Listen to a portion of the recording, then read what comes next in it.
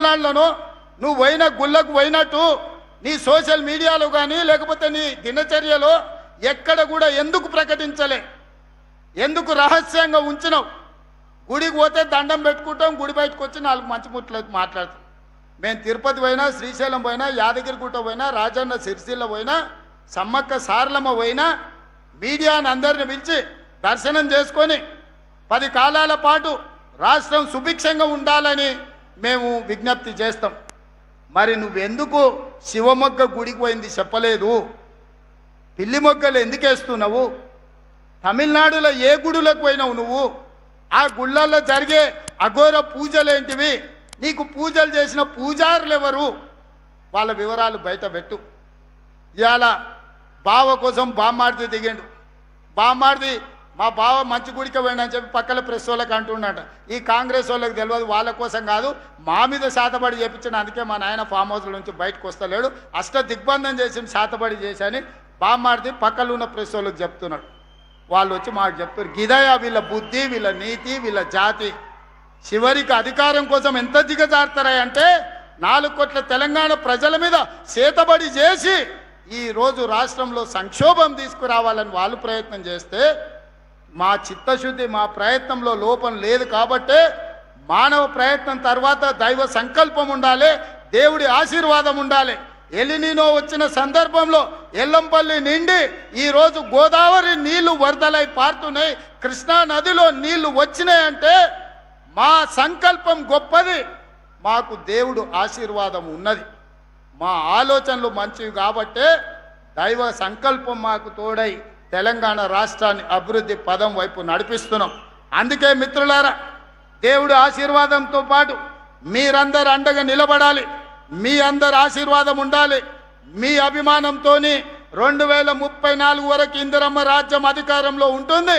సంక్షేమ పథకాలను అమలు చేస్తాం, రాష్ట్రాన్ని అభివృద్ధి పదం వైపు నడిపిస్తాం, దేశంలోనే తెలంగాణని మొదటి రాష్ట్రంగా నిలబెడతాం. చివరగా ఒక్క మాట ముగించే ముందు ఆయన జగ్గన్న జర నిలబడే, జగ్గారెడ్డి గారు జర నిలబడమని జర గిట్ల ముందలుకురా. ఈయన మీ నాయకుడే కదా, నాకైతే ఫ్రెండు, నీకైతే నాయకుడు. ఈయన నాకు 30 ఏళ్ళ నుంచి దోస్తీన. ఈయన అప్పుడప్పుడు నేను నిలబడను, నేను అది కాదు, నేను ఇది కాదు అని ఏదేదో మాట్లాడుతున్నాడు. ఈయన నిలబడేది నిలబడంది నేను కానీ, మా మహేష్ గౌడ్ కానీ, మా ఉత్తమన్న కానీ నిర్ణయించాం. జగ్గారెడ్డి కూడా నిర్ణయించలేడు. జగ్గారెడ్డి నిలబడాలన్నా వద్దా, నిలబడితే యాడ నిలబడాలనో రాహుల్ గాంధీ డిసైడ్ చేస్తాడు. రాహుల్ గాంధీ డిసైడ్ చేస్తాడు. నేను కార్యకర్తలకు చెప్పదలుచుకున్నా, ఇంకోసారి జగ్గారెడ్డి నేను నిలబడతలేను, అది లేదు ఇది లేదంటే వారం రోజులు రూమ్లు వేసి బంద్ పెట్టి అన్నం పెట్టకూరి. నిలబడేది నిలబడింది, నిలబడితే ఏడ నిలబడేది ఆయన చేతిలో లేదు, అది రాహుల్ గాంధీ గారు నిర్ణయిస్తాడు. ఆయన రాముడైతే ఈయన హనుమంతుడు, మీకు తెలుసు కదా. రాముడు ఆజ్ఞ హనుమంతుడు, గీత కూడా దాటాడు, చిన్న లైన్ కూడా దాటాడు. కాబట్టి మీరు అదృష్టవంతులు, ఒక రకంగా దురదృష్టవంతులు.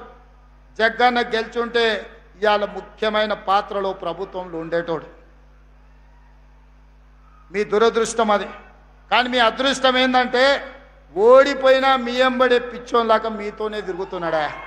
నేను 100 సార్లు లేపిన, సిగ్గులేనాడరా పట్నంలో జరిసేపు నా ఎంబడా నుండి ఏం దాచిపెట్టిన లడ్డు సంగారెడ్డిలో అంటే తెల్లారగట్ల మళ్ళీ మీ దగ్గరికి వస్తాడు, జరిసేపు మా దగ్గర ఉంటాడు, మళ్ళీ ఎంబడే వచ్చి మీ దగ్గర ఉంటాడు. ఇంత మంచోడు. మీరు 100 కోట్లు ఇచ్చినా మీకు నాయకుడు దొరకడు, 1000 కోట్లు ఇచ్చినా, వజ్రాలు ఇచ్చినా దొరకడు. ఆయన మీ మీద చూపించే ప్రేమ ఎనలేనిది. ఇట్లాంటి నాయకులు ప్రజా జీవితంలో ఉండాలి. నేను జగ్గన్నను సంతోషపెట్టడానికో టీవీలో స్క్రోలింగ్కో చెప్తలేను, నేను మనసు నిండా నమ్మింది చెప్తున్నా. ప్రజలకు ఏదైనా కుటుంబాన్ని కూడా వదిలేసుకొని, పిల్లల ఇల్లు వాకిలి పెళ్ళి అన్నీ వదిలేసి ప్రజల కోసం తిరిగే నాయకుడికి ఒకవేళ మార్కులు వేస్తే తెలంగాణ రాష్ట్రంలో నెంబర్ 1 జగ్గారెడ్డి వస్తాడు. నాకంటే కూడా నేను నా కుటుంబం, మా అన్నదమ్ముళ్ళు, మా ఫ్యామిలీని చూసుకుంటూనే రాజకీయం చేస్తా. ఈయన అన్ని వదిలేసి మీకోసమే చేస్తుండు. జగ్గన్న మిమ్మల్ని కాపాడుకున్నాడు కాదు, జగ్గన్నను కాపాడుకునే బాధ్యత మీది. ఆ బరువు మీ మీద పెట్టి నేను వెళ్తున్నా. మీరందరు మాట ఇస్తారు కదా జగ్గన్నను కాపాడుకునేటందుకు. ఇస్తారా? ఇస్తారన్నోళ్ళు అందరు చేయి పైకెత్తూరి. అందరూ అక్కకిచ్చేది అక్కకిస్తాం, అన్నకిచ్చేది అన్నకిస్తాం. ఈ పొత్తుల పంచాయతీ ఏం లేదు. అక్క చైర్పర్సన్ ఇచ్చినాం, రేపు భవిష్యత్తులో సంగారెడ్డి అక్కకిస్తే జగ్గారెడ్డికి ఇంకోటి ఇవ్వచ్చు రాహుల్ గాంధీ. ఏమిస్తాడో నాకు తెలియదు. బోసరాజు గారికి కర్ణాటకలో ఏమి లేకుంటేనే మంత్రిని చేసి తర్వాత ఎమ్మెల్సీని చేసిండు రాహుల్ గాంధీ కర్ణాటకలో. ఇక్కడ కూడా ఏం జరుగుతుందో నాకు తెలియదు. కానీ జగ్గారెడ్డి ప్రజా జీవితంలో ఉండాలి. ప్రజల మేలు కోరుకునే నాయకుడు ఎప్పుడు ప్రజా జీవితంలో ఉంటే అది మనకు గౌరవం, గుర్తింపు, మీ ప్రాంతానికి కూడా మర్యాద. ఇవాళ అదే జగ్గారెడ్డి గెలిచుంటే మీ ప్రాంతానికి ఎంతో మేలు